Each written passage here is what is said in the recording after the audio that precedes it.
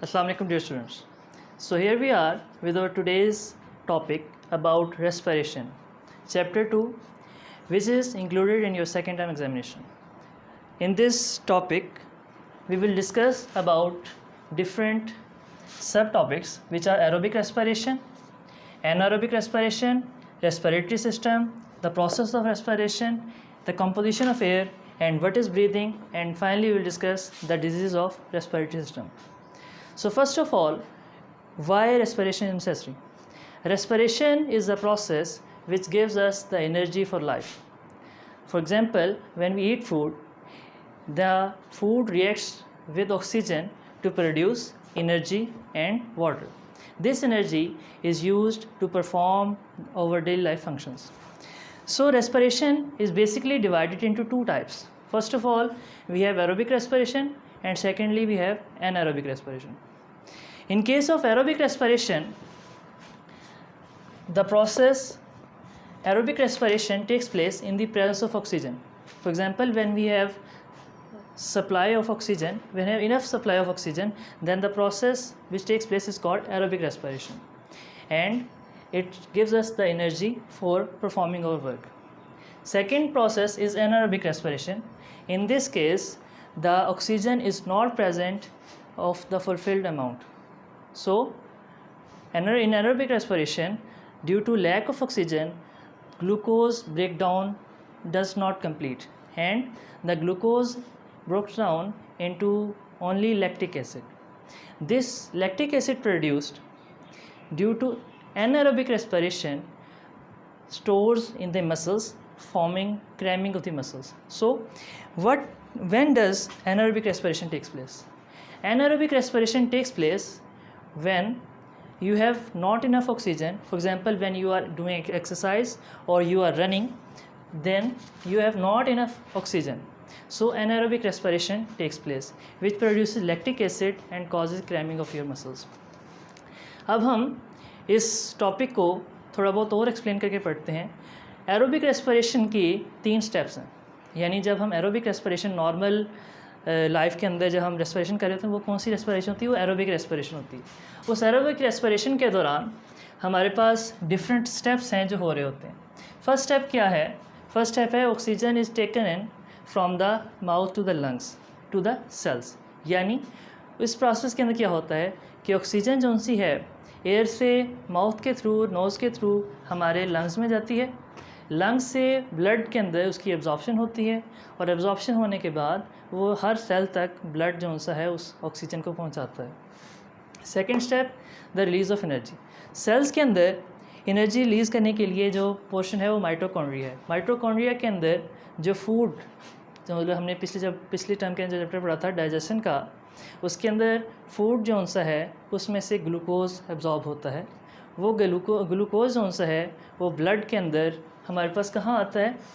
Mitochondria के अंदर. Mitochondria में फूड और ऑक्सीजन मिलके क्या चीज़ रिलीज़ करते हैं? वो एनर्जी रिलीज़ करते हैं, यानी एनर्जी फॉर लाइफ, जिससे हम डिफरेंट फंक्शन परफॉर्म करते हैं. जब ये रिएक्शन होता है तो इसके 2 प्रोडक्ट्स बनते हैं. एक हमारे पास कार्बन डाइऑक्साइड गैस, और सेकेंडली हमारे पास वाटर. जो कार्बन डाइऑक्साइड गैस रिलीज़ होती है उसको किसी तरह हम बॉडी में स्टोर नहीं कर सकते, तो उसको किसी ना किसी तरह हमने रिलीज़ आउट, एक्सेल आउट करना है. तो उसके लिए सेल से वो कार्बन डाइऑक्साइड गैस ब्लड में रीअब्जॉर्ब होती है, ब्लड से वो लंग्स में आती है, और लंग्स के थ्रू दोबारा वो एक्सेल आउट, माउथ के थ्रू एक्सेल आउट हो जाती है. तो ये बेसिक प्रोसेस है एरोबिक रेस्पिरेशन का, जो हमारी नॉर्मल लाइफ के अंदर परफॉर्म होता है. एनारोबिक रेस्पिरेशन के अंदर भी हमारे पास यही प्रोसेस होता है, लेकिन क्योंकि लैक ऑफ ऑक्सीजन है, ग्लूकोज की कंप्लीट ब्रेकडाउन पॉसिबल नहीं है, तो वहाँ पर क्या होता है कि ग्लूकोज जो सा कुछ स्मॉल ब्रेकडाउन होता है और वो लैक्टिक एसिड में सिर्फ कन्वर्ट हो सकता है. सिर्फ वो ग्लूकोज का एक मालिक्यूल हमारे पास 2 लैक्टिक एसिड के यूनिट्स बनाता है. यहाँ पर एक ग्लूकोज का मालिक्यूल 6 कार्बन डाइऑक्साइड के मालिक्यूल बना रहा था, वहाँ पर सिर्फ 2 लैक्टिक एसिड के मालिक्यूल बना रहे हैं. वो 2 लैक्टिक एसिड के मालिक्यूल जो हमारे पास बन रहे हैं उसकी वजह से एनर्जी रिलीज़ होती है, और उस एनर्जी को हम ड्यूरिंग रनिंग या ड्यूरिंग टायरिंग एक्सरसाइज जब हम कर रहे होते हैं उस टाइम यूज़ करते हैं. अब ये लैक्टिक एसिड क्या करता है? हमारे मसल्स के अंदर जमा हो जाता है और इसकी वजह से हमारे मसल्स के अंदर एचिंग यानी दर्द शुरू हो जाती है। और काफ़ी देर बाद, जब थोड़ी देर गुजरती है, हम 5-10 मिनट बाद देखते हैं तो वो दर्द ख़त्म हो जाती है, क्योंकि अब लैक्टिक एसिड जो मसल्स में मौजूद था वो दोबारा ब्रेक डाउन होता है और एनर्जी रिलीज़ करता है, और वो complete break down carbon dioxide gas में होती है, और फिर जो सी वो दर्द है वो ख़त्म हो जाती है। तो ये है एनारोबिक रेस्पिरेशन का प्रोसेस जो ड्यूरिंग एक्सरसाइज होता है।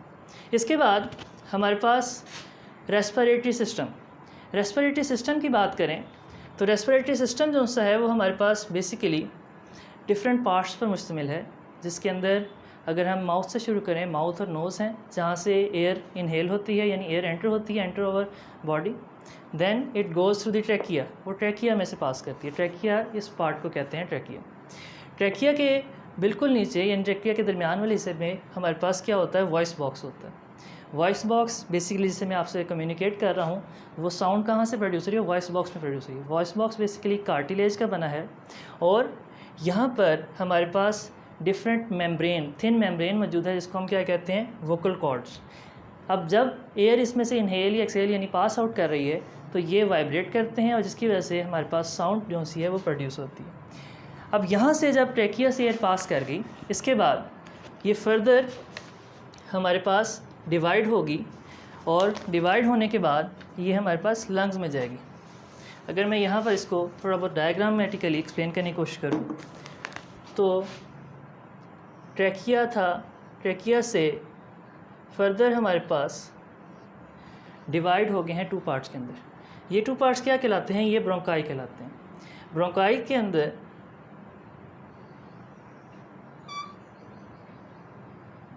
ब्रोंकाई के बाद ये trachea divides into 2 vessels called bronchi, या उसके बाद हमारे पास लंग्स आ जाते हैं। लंग्स के अंदर ब्रोंकाई मज़ीद डिवाइड होता है, और हमारे पास क्या बनती हैं, स्मॉल कैपिलरीज टाइप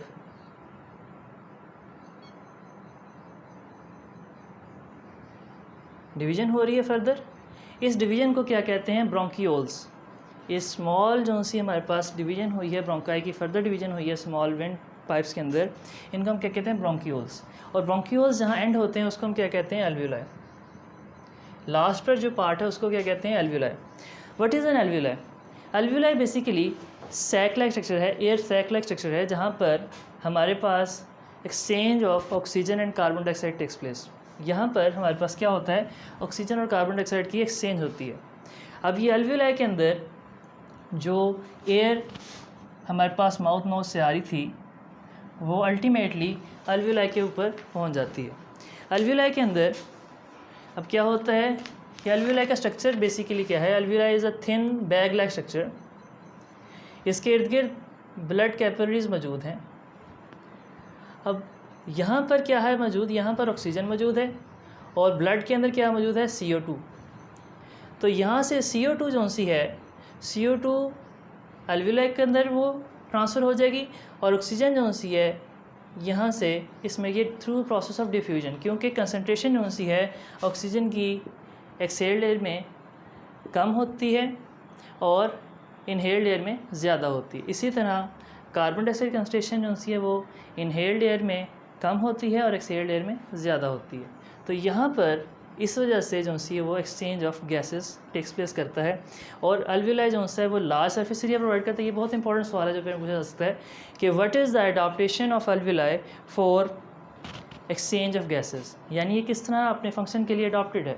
किस तरह अडॉप्टेड है, first of all it provide large surface area, secondly it provides large number of blood capillaries that helps in the exchange of gases.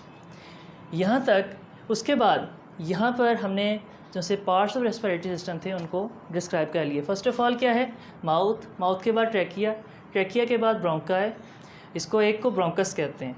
Bronchus further divides into bronchioles, और bronchioles के and पर क्या होते हैं, air sacs होते हैं जिनको हम एल्वियोलाई कहते हैं, और एल्वियोलाई हमारे पास लार्ज सरफेस एरिया प्रोवाइड करते हैं।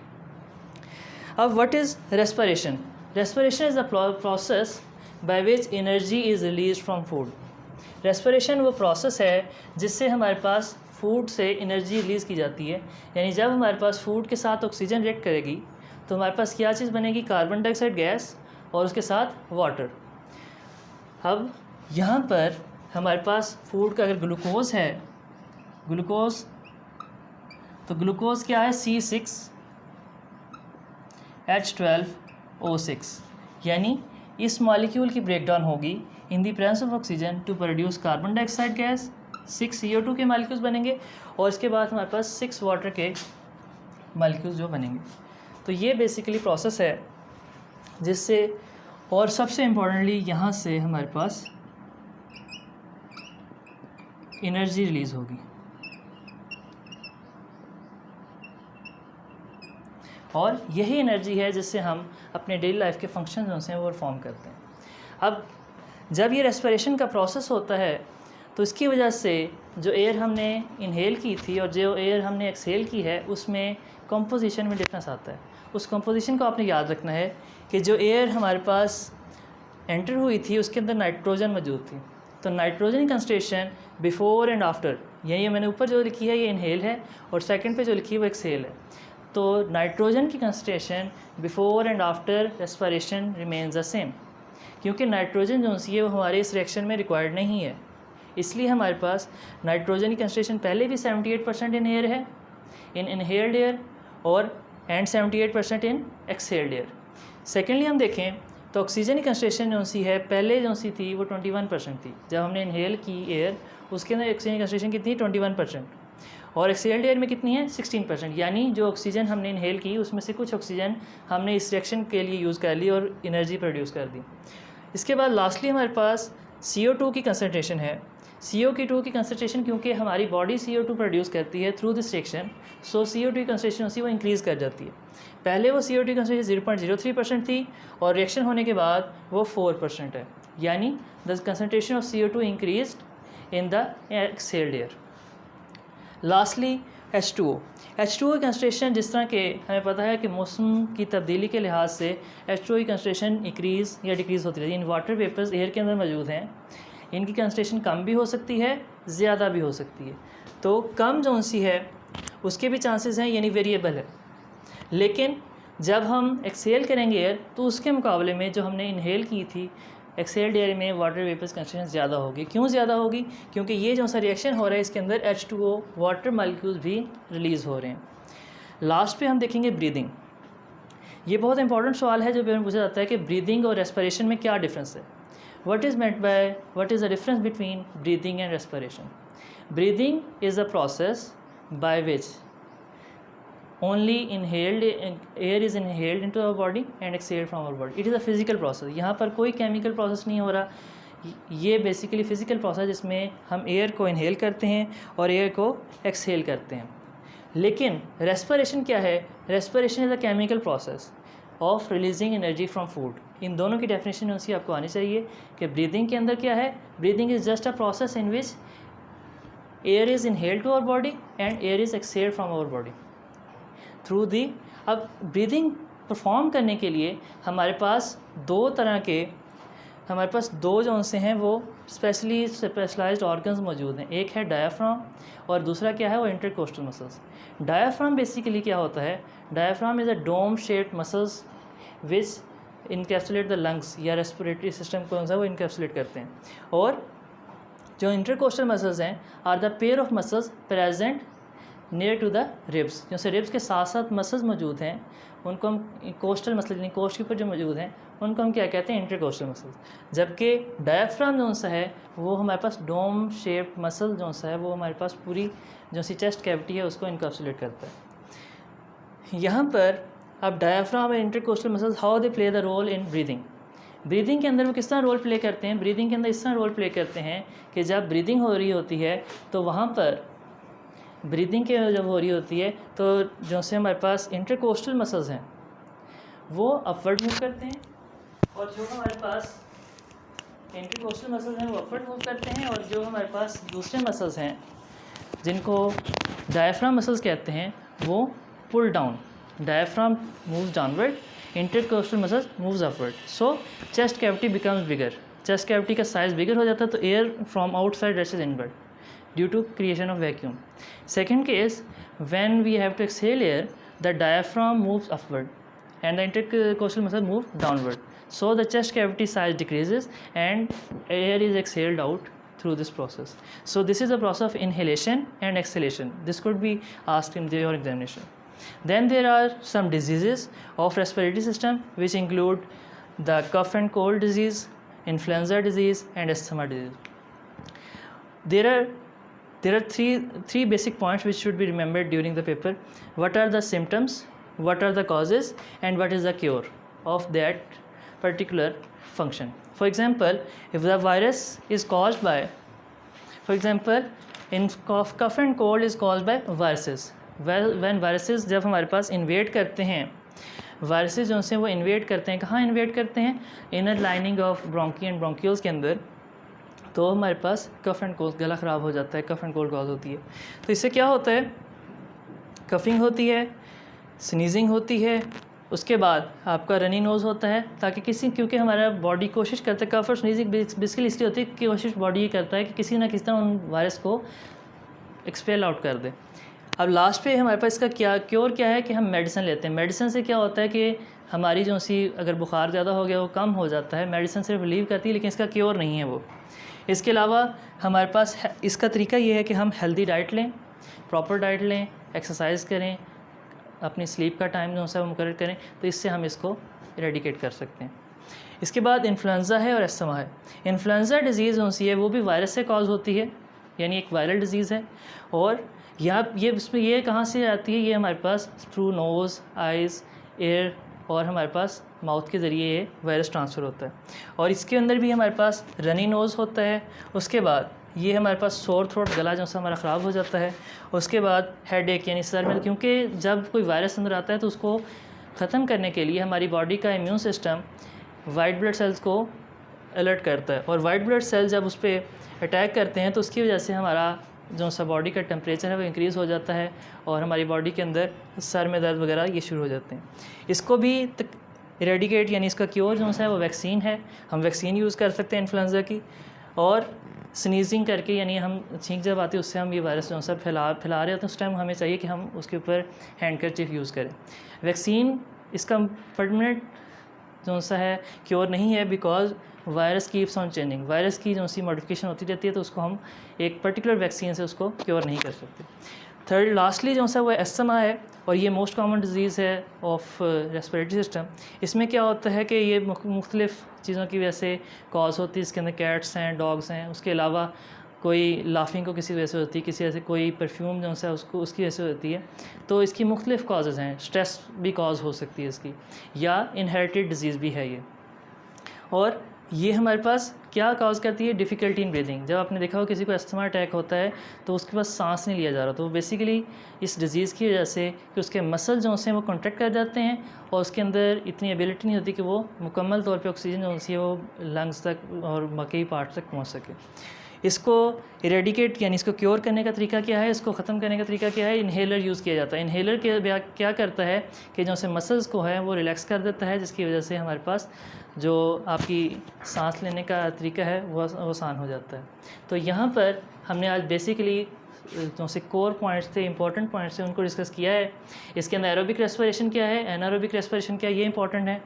और रेस्पिरेशन जो सी है उसकी इक्वेशन आपसे पूछी जा सकती है. उसके अलावा आपसे ब्रीदिंग और रेस्पिरेशन में डिफरेंस क्या है, और डिजीज़ के अंदर इन्फ्लुएंज़ा और अस्थमा के बारे में ख़ास तौर पे पूछा जाता है. तो इनको ज़रूर प्रिपेयर करें. तो आज के लिए इतना ही. इंशाअल्लाह ताला नेक्स्ट क्लास में इसको आगे डिस्कस करेंगे.